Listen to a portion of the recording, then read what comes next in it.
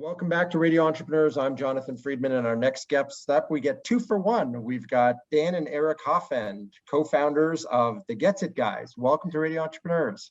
Thanks you, Jonathan. Thank you.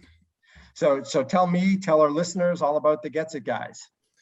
Well, the Gets It Guys, it's all based upon our book, Who Gets It? And we started in the trade show and event industry years ago. And Eric and I would find ourselves in a new city, a new place, have to move in a big trade show, and we'd have 100 union guys staring us in the face. Like, how are we going to separate these people we don't know into groups, find a leader, put this thing together, get this all set up in 5 or 6 days, and then run it for 3 and then take it all down? It was like a concert, or, and so we were, how are we going to do this? And so we discovered cues and ways of not only in this situation, but in many others through our lives, about how do we find people that get it, people that understand what they have to do in order to make things happen. So you guys, the mother of invention, you saw an opportunity. You were working with people and said, there's got to be a theme here. There's got to be some sort of system in place here, or at least some sort of personality type. So tell us about that. Tell us about what you discovered and what the system entails. Give us little pieces of it at least. We developed a performance bell curve, and you've seen them before, but ours is a little bit different.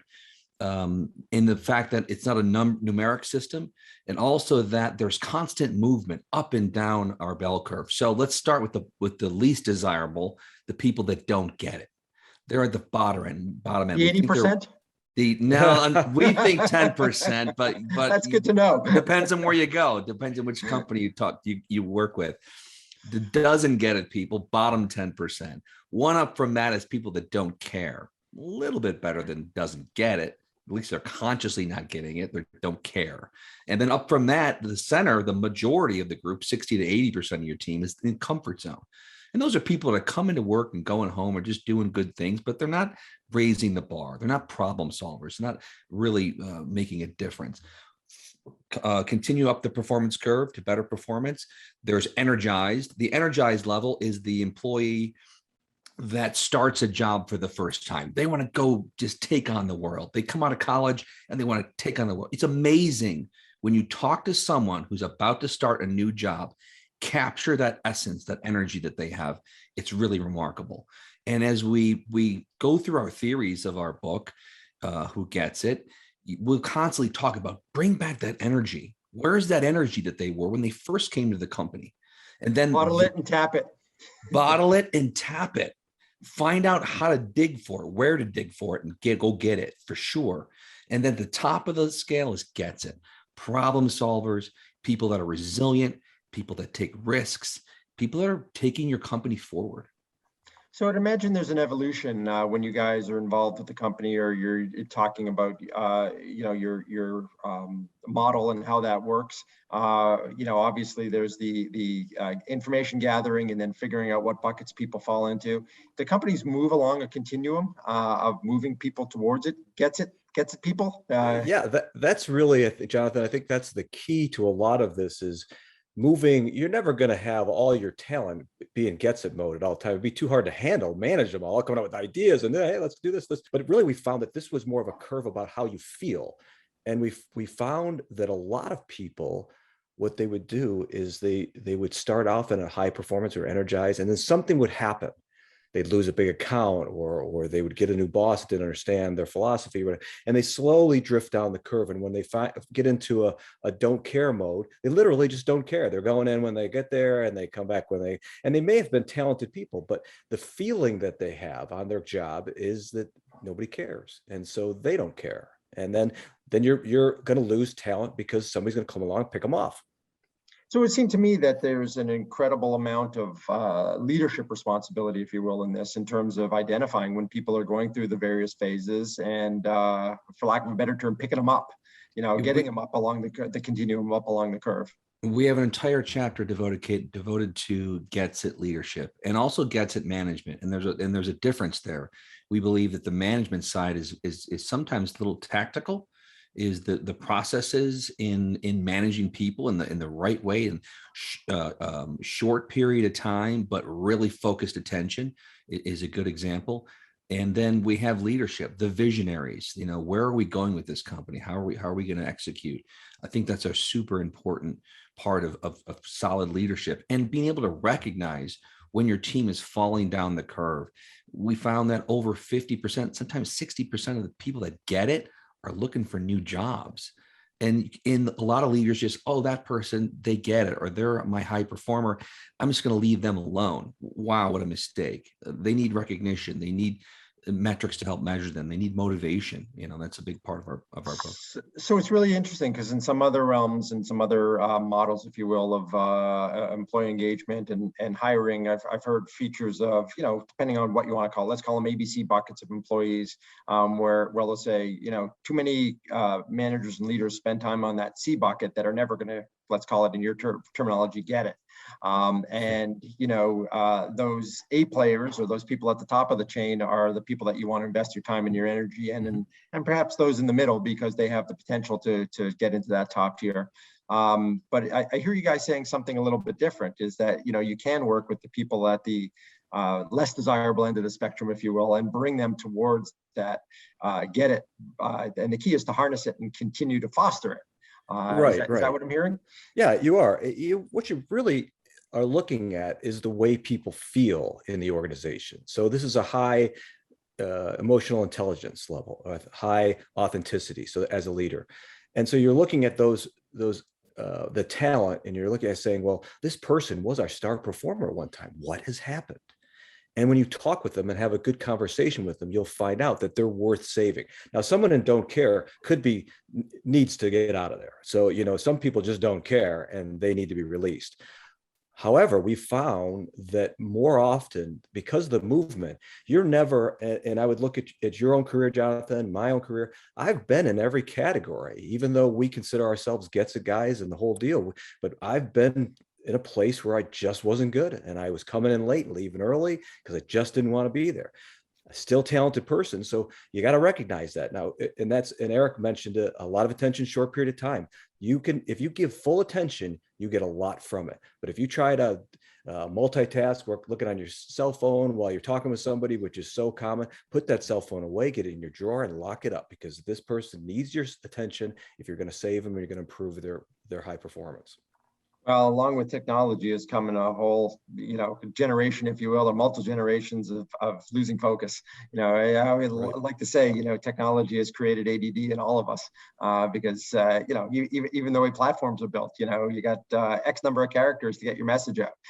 It's forced people to think in small bites. So what are organizations, well-performing organizations doing? It sounds to me a lot of what you're talking about is establishing a culture within the organization, and one that recognizes what motivates people. What are some of the best practices that you see that you feel organizations need to uphold to be able to, move people along that continuum towards becoming gets it people? I'm trying to be politically correct here. There's not just you're the gets it guys, but we need gets it people on our team, right? We took the Gets It Girls URL as well. As soon as we have some high powering Gets It Girls join our organization, we're gonna launch that too. But the CPL diagram is foundational in our book also. The culture, policy, and logic. And at the center of our CPL diagram is your core values and your culture, what you believe in. And then the outer ring is the policies that you create. What are you doing to reflect those core values? And then the final ring of the CPL diagram is the logic.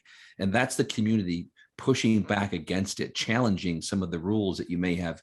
Does your culture truly reflect in the policies that you have?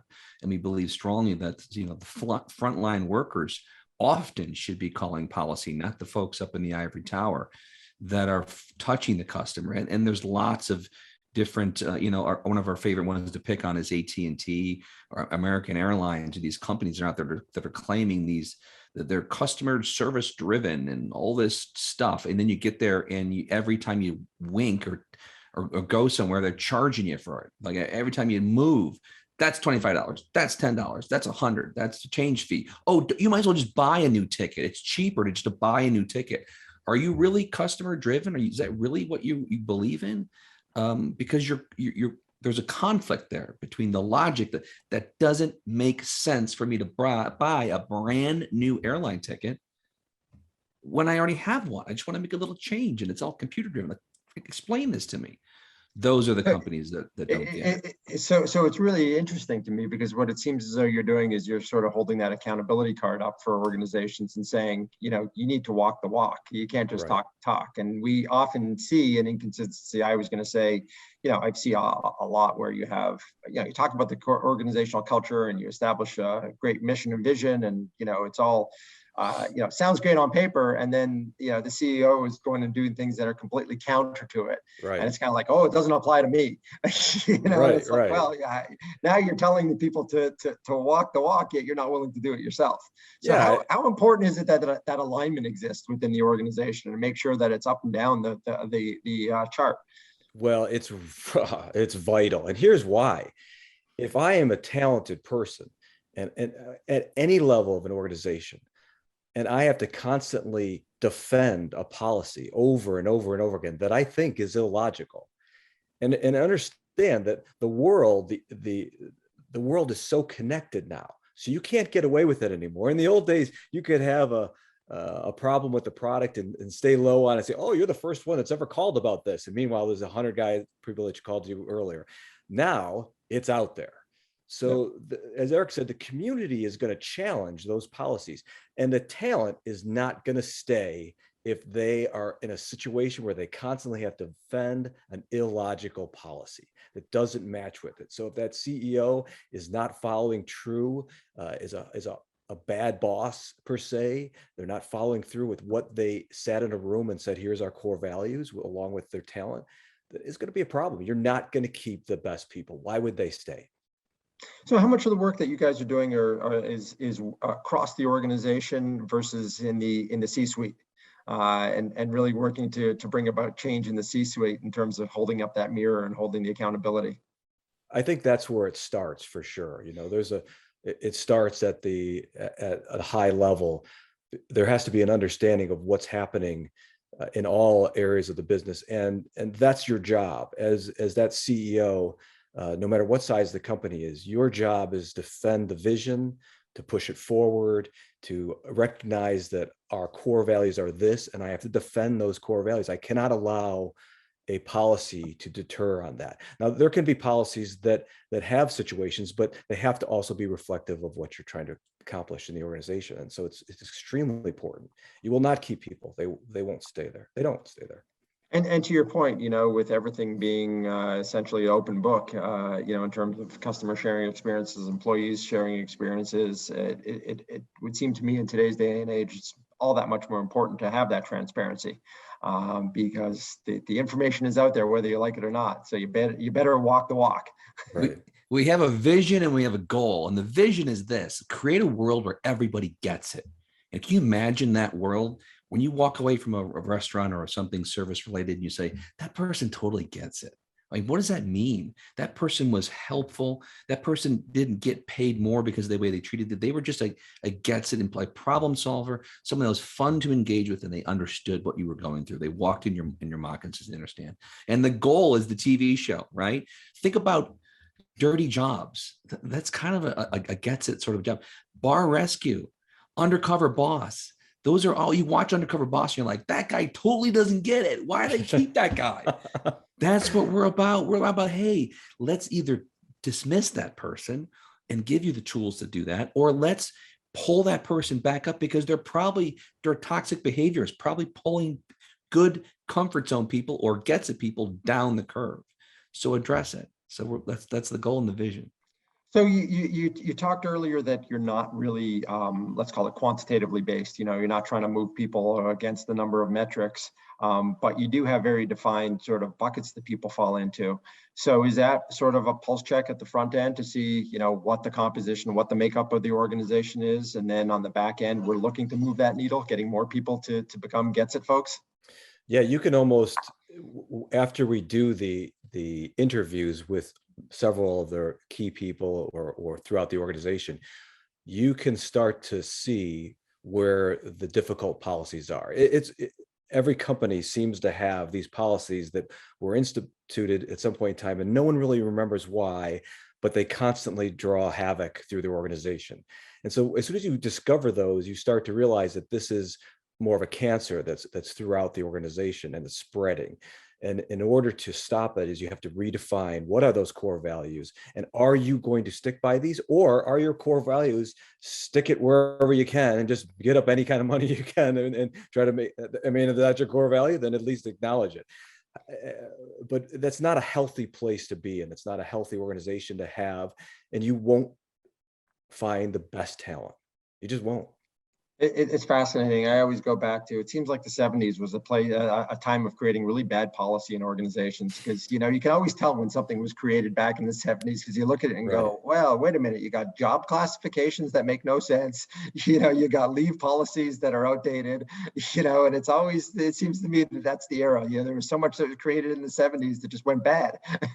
Well, yeah, think about it. There was no way of really coming back to the company, the employees, I mean, maybe they have a meeting with a few people, but they couldn't really tap into thousands and hundreds of thousands like today's environment can, whether you're an employee or you're a customer of theirs or a supplier of theirs. Suppliers do, they have a really important part of the chain, and that has to be recognized too. So we highlight a lot of engagement surveys also within the Gets It Guys organization. We look at engagement surveys, internal and external, and we get questions a lot. Of people are like, oh, what are great questions to ask for internal surveys? It doesn't matter what the questions are. I mean, it matters, but it doesn't really matter. What it matters is what you do with the data. What do you do with the information that your company gives back to you? Are you taking action on it? Because if you don't do anything, it gets worse. Yeah. We did a survey. I spent 15 minutes in the survey, and then nothing happened. You know, that's what people's reaction is. It pulls people down the curve. And I guess it's no surprise to your point of when you look at these, you know, large surveys about companies and where they rank in terms of customer service or customer experience, and you look over longitudinally, you know, a decade, and you see so few of them remain in those, you know, categories because they just don't get it. You know, they don't. They're often the ones that are sending you emails saying, vote for us to be the best customer service. Like, huh? If you have to go out there and pitch it, you're not the best. You're not the best. Absolutely. Great stuff. We've got the Gets It Guys on Radio Entrepreneurs, Dan and Eric Hoffend. It's great to have you on. Great to learn about your system. I should also say international bestsellers with your book. If people want to either get a copy of the book, how do they find that? How do they reach out to you? What's the best way for people to get in touch, learn more about it, and interact with you guys? Thanks, Jonathan. Yeah, the book is called Who Gets It? It's on Amazon, and also getsitguys.com is our URL, and you can contact us through hello@getsitguys.com. Wonderful. It's been a real pleasure learning about your system. Wish you guys continued success. I don't know where you go beyond international bestsellers, but there's a next to come, I'm sure. Spread the word. The TV show. That's right. That's the goal. Well, sign me up. Our guests on Radio Entrepreneurs have been Dan and Eric Hoffend. It's been a pleasure having you on, learning about your system, learning about your organization, and we will be right back with another segment on Radio Entrepreneurs.